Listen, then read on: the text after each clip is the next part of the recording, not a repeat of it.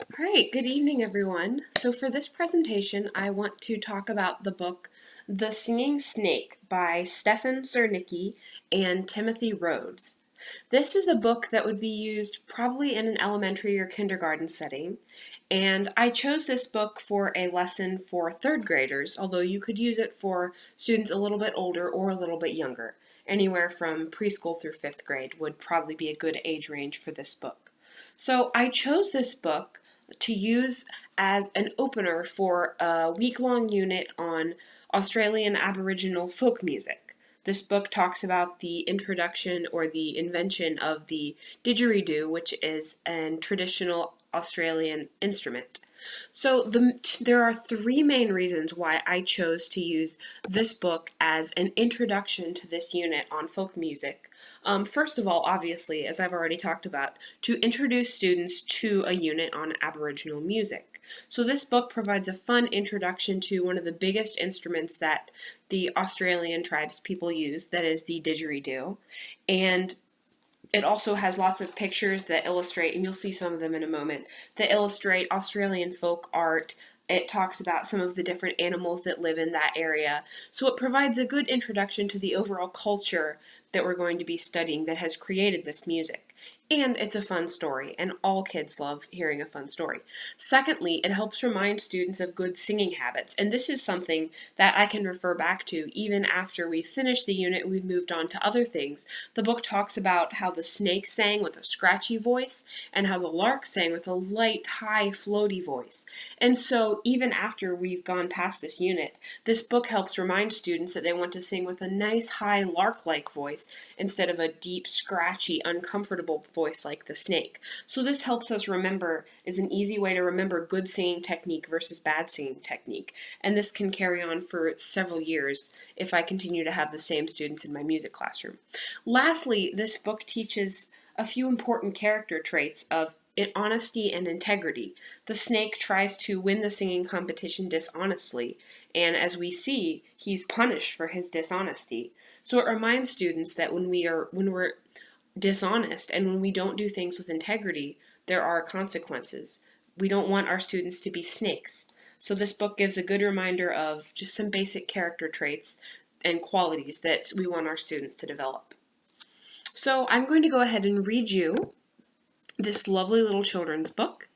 Again, this is The Singing Snake by Stefan Czernicki and Timothy Rhodes.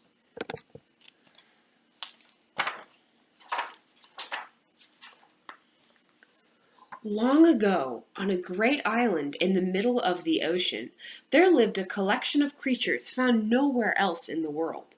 They all chattered at once, and their voices were harsh and loud.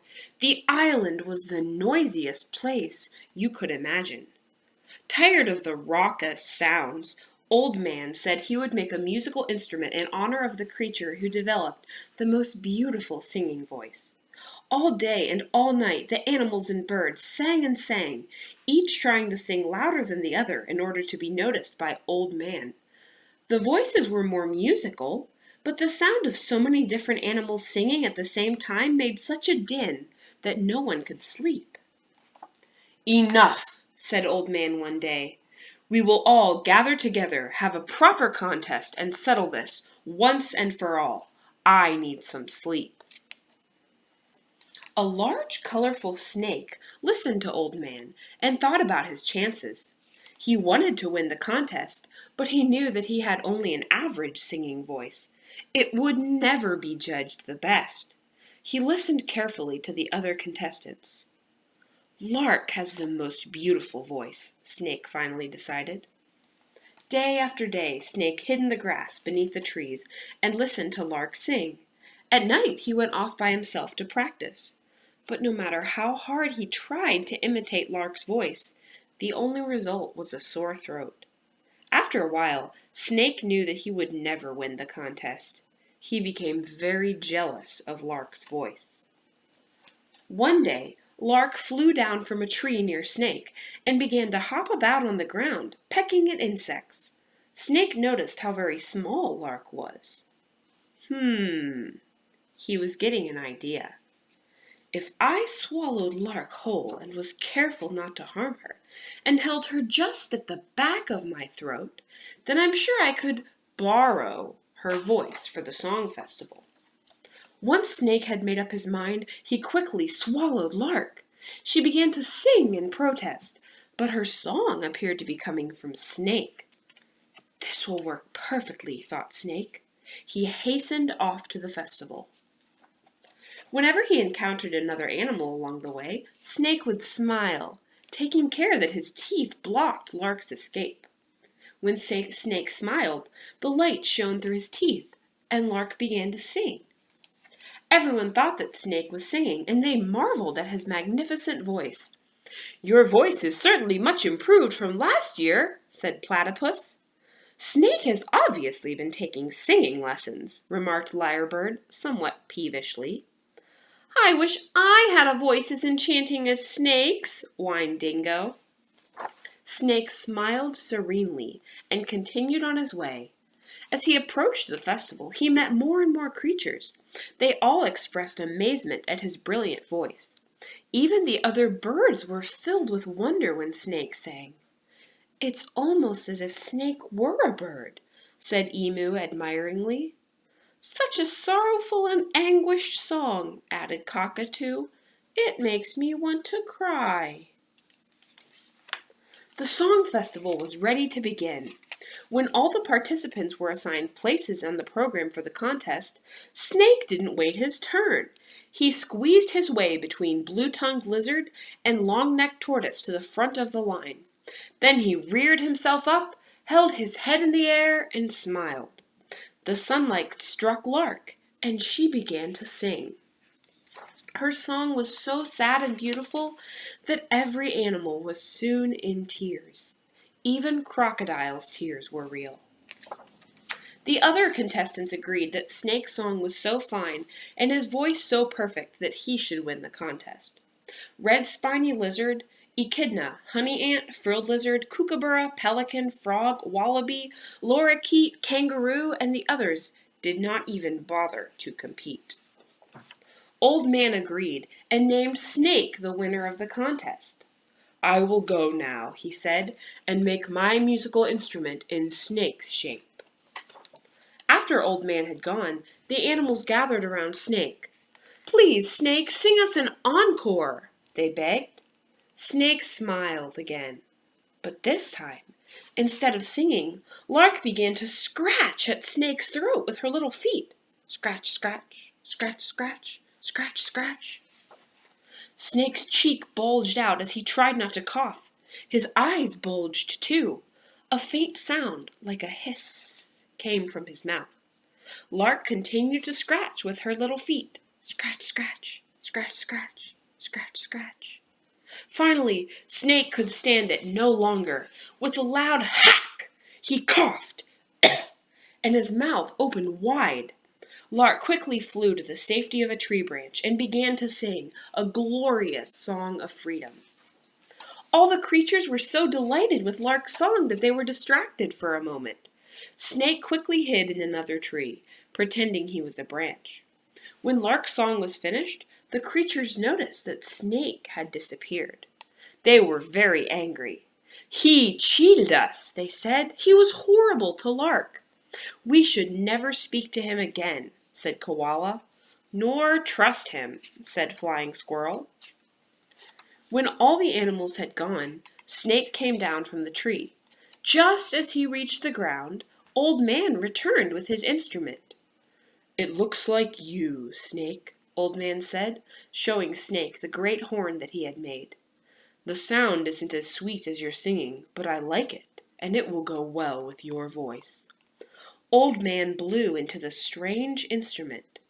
A low, rich humming filled the air. Snake said nothing, and slithered off into the tall grass in shame. No one ever did speak to Snake again. After a while, he forgot how to speak himself. All he could make was a hissing sound, as if something were going scratch, scratch, scratch, scratch in his throat. Today, people call the island where these creatures lived Australia. They call the instrument the old man made a didgeridoo, and they refer to someone who cannot be trusted as a snake in the grass. At the end of the book, it tells us a little bit more about the didgeridoo. It says, the didgeridoo is one of the oldest musical instruments known. It is made from a piece of tree trunk or limb with a soft center. The limb is thrown into a termite colony, and the termites eat out the center to make the limb hollow. Pitch and tone vary in accordance with the thickness of the wood. Didgeridoo players are required to constantly take in air through their nose as they blow continually with their mouth to play a tune. So as you can see, this book is a lot of fun. It has lots of different Australian animals in it. It tells us how the didgeridoo was invented, and it also reminds students of keeping a good singing voice, keeping a lark-like singing voice, and not being dishonest, because we saw the consequences that brought to Snake. Dishonesty never ends well. So next I want to talk about a website that I found that is very closely related to the ideas behind this book, and this is the Smithsonian Folkways website, and they provide a lesson plan for third through fifth grade that is called, I think it's very clever, You Can Didgeridoo It. And it's a whole several lesson plans about teaching Australian and Aboriginal folk music. So there are three main reasons why I think this website is beneficial, why these lesson plans are beneficial. First of all, because it provides a grade-appropriate lesson plan that focuses on Aboriginal music, and it incorporates national standards, which is very important. And we'll look at some of those, more specifically the Ohio standards that correlate, in a few minutes. Secondly, I really like that it provides links to audio files that the lesson plan talks about. So this gives students a chance to actually hear what the didgeridoo sounds like rather than just talking about it. And it lets students hear authentic Australian folk music and gives them something that they can have in their ear and really understand what this music sounds like, as opposed to simply reading and talking about it. And then lastly, I think this website is very beneficial because the lesson plans include a large variety of instructional methods. So students will be singing, they'll be crafting, there's reading from the board, listening to music, listening to the teacher, there's some class discussion, a large variety of different things that students will do. So that way the lesson is effective and is able to reach all different types of learners, students with all different learning styles, as opposed to doing just one thing in the lesson. So I found this website a very, very helpful resource, and it's definitely something that I would use in my elementary general music classroom, or even if I was teaching an elementary orchestra or choir. If we were to do a piece related to Australian music, this is definitely a resource that I would be using in that class. So lastly, I want to spend a little bit of time talking about the standards that connect to our article and book, or I'm sorry, not our article, our website and book. And these come from the Ohio Department of Education Music Standards. And there are I have four standards I've selected from the third grade music standards that would fit with the book that we talked about, as well as the lesson that we would use to go along with this book. So first of all, we have third grade standard 5 PR performance, and it says students should be able to sing, move, and respond to music from world cultures and different composers. And so one thing that students would do in the lesson on Australian folk music is they would be singing. The lesson plans include the teaching of a short Australian folk song, and I'm going to see if I can find the words here for you. They're very simple. So there's a song called Girag, which has 2 songmen and a didgeridoo, and so this talks about fishing and singing in the river, swimming in the river. And so I'm trying to find we have some Australian words that students will learn. They'll be able to sing the song, practice learning what the words mean and how to pronounce them.